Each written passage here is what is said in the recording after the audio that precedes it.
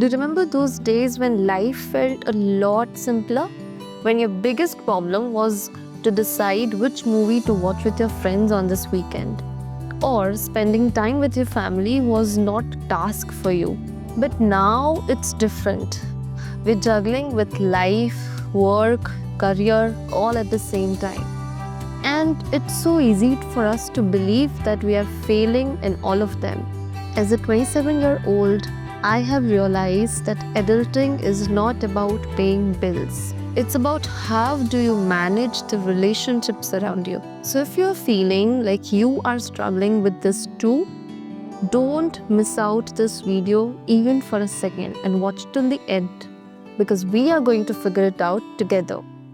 Let's go to the flashback of the time in college. In college, we were so chilled out. We had so much time to spend with our friends, sit in the cafes, and chat for as long as we want. But then this villain named adulthood came in our life.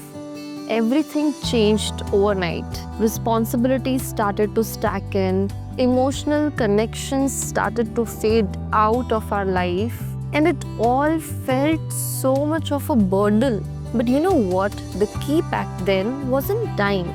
It was presence. During those days, whenever we used to go out, meet our friends, we used to be there, present there and not at home. I'm not talking about the physical presence, but the mental presence. Be it if we are spending a weekend with our family or doing project work with our friends. We always divided our time equally, both physically and mentally. Don't you think we need to bring back that presence now? For example, if we are working at our office, why do we think about the broken heart at that time? Cannot we train our mind to be present in that moment and just focus on that work instead of thinking about something which is not part of that room? I understand. You will say that, Aditi, you cannot compare the college days with the adulthood, because back then we did not have any responsibilities, any bills to pay, or we did not even have any deadlines. But now we have to manage a million things like work, relationships, and of course, mental health.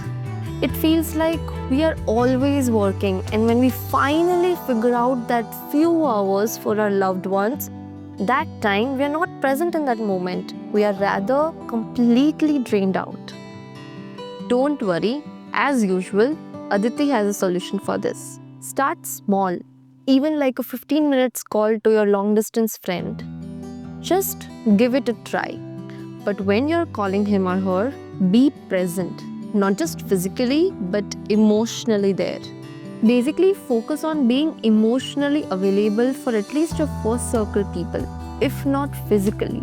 And after all, it is about quality and not quantity, right? Having said that, even if you feel like you're not ready to be emotionally available for someone on that particular day, always acknowledge that fact. And you can transparently share or communicate with that person by saying that, hey, today I'm feeling a little drained out. Can we have a word tomorrow? I understand that adulting in 2025 is not easy. It actually means playing several roles, almost like a multiverse cinema. Roles like employee, daughter, sibling, partner, etc. etc. Of course, you will run low on your emotional capacity.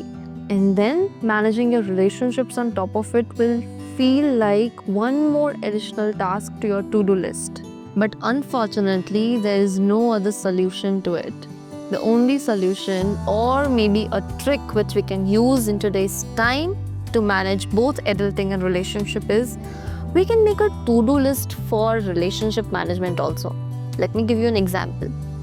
When you plan your schedule for a day or a week, do keep a little bracket for your friend time. For example, you keep 1 hour of Saturday for those group calls with your distant friends. Or maybe keep that one slot of time for reigniting the relationship with your lost cousin. Just by sending an old photograph of yours with him or her, or maybe sharing about that movie you watched or something which will reignite the spark in your relationship. And of course, Keep your Sundays reserved for the closest family of yours, your mama, papa. Go out on dinner with them, have talk about your work, about your life, about everything. Make it like a weekend ritual. And now that we are talking about adulting and relationship management, do you know the most important relationship which we have in our life? Come on, all my subscribers would know, but the people who don't know, do subscribe to know. It's with us, ourselves. Relationship with yourself is the most precious one. So to work on the relationship of yours with yourself, firstly go and watch my digital detox video, because that is where the trigger starts. Start by keeping at least one day, 1 hour, or at least a few minutes of detox time for yourself. No, by detox I don't mean all those drinks. What I mean is staying away from all the gadgets and being present in the moment with your own people. Second hack to this is stay away from the vulnerable things.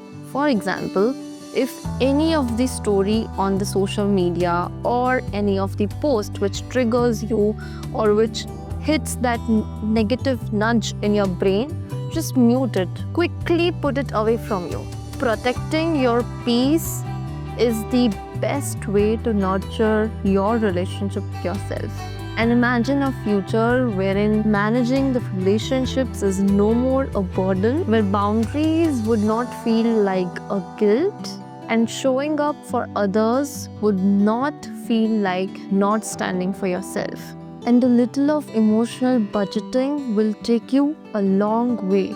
Just like how you manage your financial budgets every month, do manage your emotional budgets by the tricks I have just explained to you in this video. So I agree that 2025 has not come with a manual of how to manage adulting and relationship, but here's what my experiences taught me, and I would like to share it with you. And if this felt like home to you, do like, share and subscribe to my channel.